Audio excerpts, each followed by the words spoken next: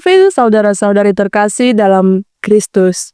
Saat dulu ketika belajar IPA atau biologi di sekolah, kamu mungkin pernah mendengar istilah seperti gen dominan, resesif atau persilangan genetik.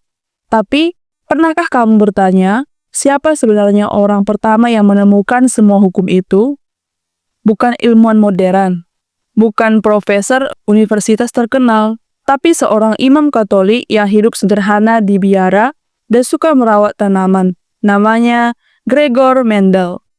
Siapa sih Gregor Mendel? Gregor Mendel adalah seorang imam Ordo Benediktin yang hidup di Austria pada abad ke-19.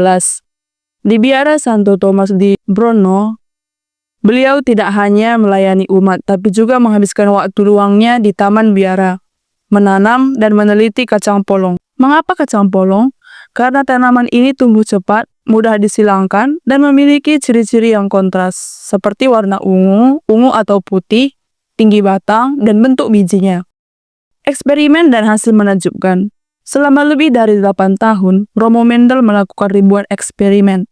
Ia menyilangkan kacang polong dan mencatat setiap hasilnya dengan detail dan konsistensi luar biasa. Dari eksperimen itu, ia menemukan pola hukum pewarisan sifat yang sekarang kita kenal sebagai hukum segregasi, hukum asortasi independen.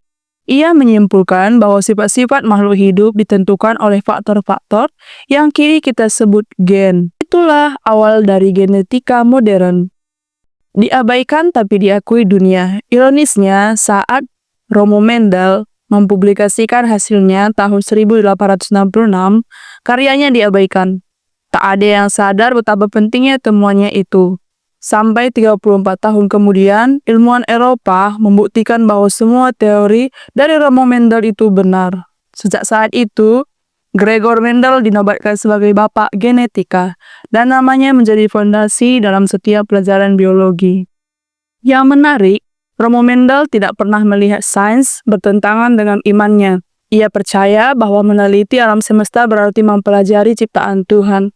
Baginya, meneliti genetik bukan sekedar eksperimen, tapi juga penghormatan kepada Sang Pencipta.